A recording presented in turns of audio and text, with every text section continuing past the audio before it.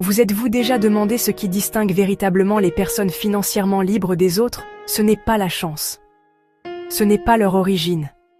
Ce n'est même pas leur éducation. Le secret réside dans un endroit sur lequel vous avez un contrôle total, votre esprit.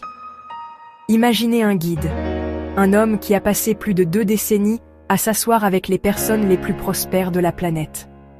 Andrew Carnegie, Henry Ford, Thomas Edison, Napoleon Hill.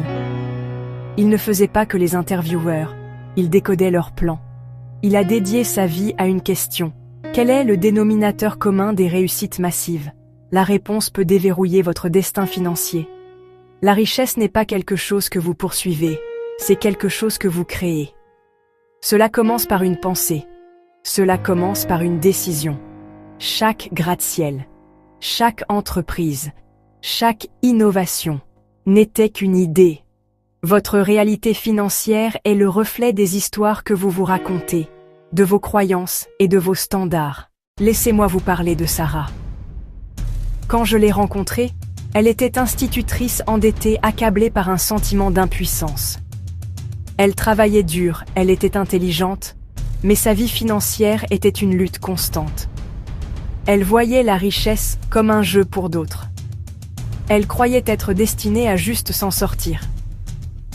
Puis, tout a changé. Sarah a été initiée au principe de Napoleon Hill. Elle a pris une décision. Elle a défini précisément ce qu'elle voulait.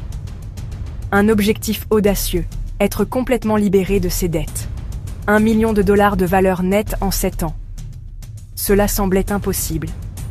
Pour la première fois, elle avait une cible. Avec ce but précis en tête, Sarah a créé un plan. Elle a lancé un tutorat en ligne. Réinvesti chaque centime. Le chemin vers la maîtrise financière est pavé de défis. Ce n'est pas une ligne droite. C'est un voyage rempli de hauts et de bas. C'est là que la majorité des gens abandonnent. Ils subissent un échec. Ils se replient dans le confort de leurs anciennes limitations. Mais les personnes véritablement prospères comprennent un secret profond. L'échec n'est pas votre ennemi. C'est votre professeur. Pensez au légendaire colonel Sanders. Savez-vous combien de fois il a entendu « non » ? 1009 fois. Plus d'1 millier de personnes lui ont dit que son idée ne valait rien. Il avait la soixantaine. Il vivait des chèques de la sécurité sociale. Il traversait le pays. Il dormait dans sa voiture.